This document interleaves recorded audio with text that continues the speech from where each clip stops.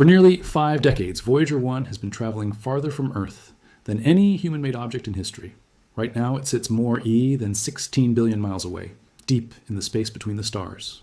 And a few years ago, this tiny aging spacecraft did something that terrified the engineers who have spent their entire careers keeping it alive. It stopped making sense. On November 14th, 2023, Voyager 1 suddenly began sending back nothing but gibberish. Not silence, something arguably worse. The spacecraft was clearly still alive. Mission controllers could see it was receiving their commands normally, but every single piece of data coming back to Earth was corrupted, meaningless static dressed up as information. For a spacecraft older than most of the engineers working on it, this was the nightmare scenario nobody wanted to face. The panic inside the Voyager team during those early weeks was very real, even if it never made major headlines outside of space enthusiast circles. Engineers had to consider every possible explanation, from a cosmic ray strike, scrambling the memory, to a more fundamental hardware failure that might mean the spacecraft was simply reaching at the natural end of its operational life after nearly half a century of continuous operation. Because every single diagnostic test came wrapped in that unavoidable 2-day round trip delay. What might have been a quick afternoon of troubleshooting on a spacecraft, closer to home instead, stretched into months of careful, deliberate, exhausting detective work, with each new theory requiring its own agonizing wait before the team could even find out if they were on the right track. To put the spacecraft's age in perspective, Voyager 1 launched on September 5th, 1977, just 16 days after its twin, Voyager 2. Both were originally built for a mission lasting only about 4 years, designed to fly past Jupiter and Saturn and send back the first truly close-up images of these giant planets. Voyager 1 delivered on that promise spectacularly, capturing the first detailed images of Jupiter's Great Red Spot in 1979, close enough to make out cloud details smaller than 160 kilometers across. It went on to photograph the volatile moon Io in the middle of an active volcanic eruption, and later beamed back some of the earliest detailed images of Saturn's moons and rings. By the time it finished its primary mission, Voyager 1 had already rewritten what humanity understood about the outer solar system. Even the way NASA chose Voyager 1's final planetary target reveals just how ambitious this mission always was. Rather than continuing on toward Uranus and Neptune the way its twin eventually did, Voyager 1 was deliberately steered close past Saturn's massive moon titan, sacrificing any chance at visiting the outer ice giants in exchange for a detailed look at a moon scientists suspected might have a thick atmosphere and even liquid on its surface. That flyby confirmed Titan had a dense nitrogen-rich atmosphere, but the encounter also bent Voyager 1's trajectory sharply upward, out of the flat plane where all the planets orbit the Sun, permanently locking in the high-speed, steeply angled path that has carried it toward interstellar space ever since. But instead of shutting down once its planetary flybys were complete, both Voyager spacecraft kept going, entering what NASA calls their extended interstellar mission. Voyager 1 crossed the heliopause, the boundary where the Sun's influence finally gives way to true interstellar space, on August 25th, 2012. It became the first human-made object in history to leave the bubble of our own solar system and enter the space between the stars, a region no spacecraft had ever measured directly before. The discoveries made after that crossing genuinely reshaped how scientists understand the boundary of our solar system. Before Voyager 1 actually crossed the heliopause, many researchers expected the transition into interstellar space to be smooth and gradual. Instead, Voyager 1's instruments detected a surprisingly sharp jump in the density of surrounding plasma, almost like crossing a wall rather than fading through a gentle gradient. That single measurement forced scientists to rethink existing models of how our Sun's protective bubble interacts with the wider galaxy.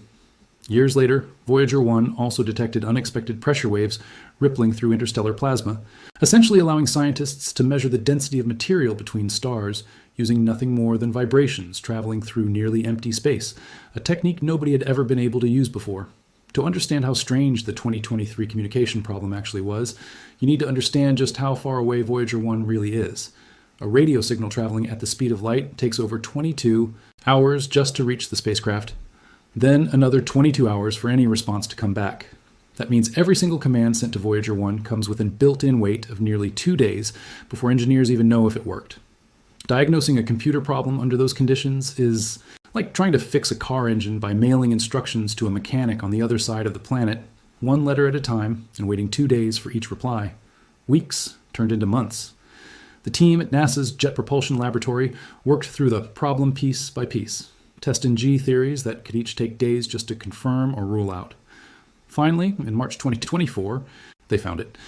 a single memory chip inside Voyager 1's flight data subsystem, the onboard computer responsible for packaging science and engineering information before it gets transmitted home, had failed. That one damaged chip held about 3% of the computer's memory. But that 3% included critical pieces of code the system needed just to function properly. Losing it had scrambled everything downstream. Here's the part that makes this recovery genuinely remarkable. Voyager 1 launched in 1977. Its designers never expected this spacecraft to still be operating in the 21st century, let alone needing a live software repair from a distance of billions of miles. There was no way to physically fix the broken chip. It was gone, permanently, sitting silently inside a computer that would keep flying through interstellar space forever, whether the team solved the problem or not. So the engineers did something remarkable. Rather than trying to repair the chip, they rewrote around it entirely. They took the affected code and split it into pieces, hunting for scattered bits of unused memory elsewhere in the aging computer, where those fragments could be relocated. Every piece, had to still work together perfectly, and every other part of the spacecraft's programming that referenced that code had to be updated and know exactly where to find it in its new location. They started with the most urgent piece first, the code responsible for basic engineering data, things like temperature readings, power levels, and system health. On April 18, 2024, they transmitted the fix. Then came the wait. 22 and a half hours out, 22 and a half hours back. Nearly 2 full days of not knowing whether 5 months of work had actually paid off. On April 20th, the response came back. For the first time in 5 months, Voyager 1 sent home something the team could actually read. Photos from that day show mission engineers in a conference room at JPL celebrating a moment that, to anyone outside the space community, might look small. A spacecraft sent readable telemetry. But to the people who had spent months fearing they had lost contact permanently with humanity's most distant machine, it was everything. The recovery did not stop there. Over the following weeks, the team carefully relocated the remaining affected code piece by piece, each transmission requiring the same nearly 2-day round trip. By May, 2 of Voyager 1's 4 science instruments were back online. By June 2024, all 4 were returning usable data again. A problem that could have permanently ended one of humanity's longest-running missions had been solved through patience, creativity, and code written for a computer that most engineers alive today have never worked on in their careers. It helps to understand just how outdated this technology actually is compared to anything we use today. Voyager 1's onboard computer systems have less processing power, combined, than a single modern digital wristwatch. Its memory is measured in kilobytes, not gigabytes. The engineers working on this recovery in 2024 were not just solving a technical puzzle. They were essentially acting as archaeologists of their own agency's history, studying decades-old documentation, some of it written by engineers who have long since retired or passed away, just to understand how the original systems were ever designed to function in the first place. Several members of the current Voyager team have said publicly that part of their job now involves tracking down retired engineers or digging through paper records from the 1970s simply to answer basic questions about how a specific piece of onboard software was supposed to behave. But the story of Voyager 1's silence did not end there either. In October 2024, the spacecraft triggered its own fault protection system after engineers activated one of its internal heaters. This automatically lowered its transmission rate and eventually caused it to switch off its primary X-band radio transmitter entirely, falling back to a weaker S-band transmitter that had not been used since 1981. For several days, the team worked to reestablish full contact, eventually restoring the main transmitter and resuming full data collection by mid-November that year. This second incident revealed something important about how carefully engineered Voyager 1's self-protection systems actually are, even 50 years after launch.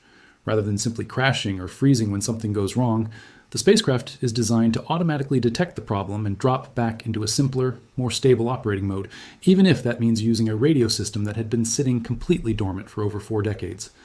Engineers were genuinely relieved to discover that the old S-band transmitter, untouched since the early 1980s, still functioned exactly as designed the moment it was needed, a testament to just how conservatively and robustly the original 1970s engineering team built the spacecraft in the first place.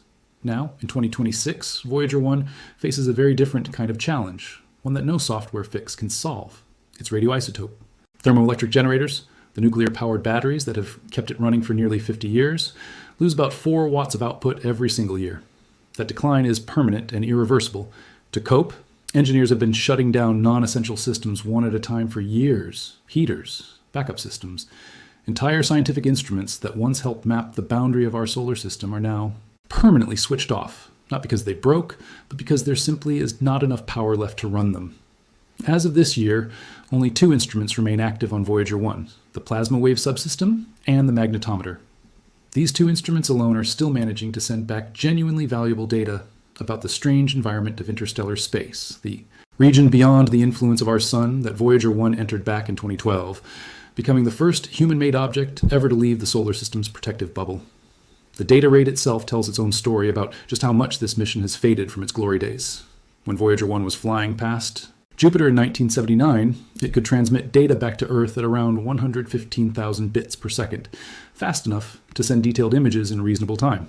Today, that number has collapsed to somewhere around 160 bits per second, a small fraction of what a basic home internet connection could handle in the 1990s.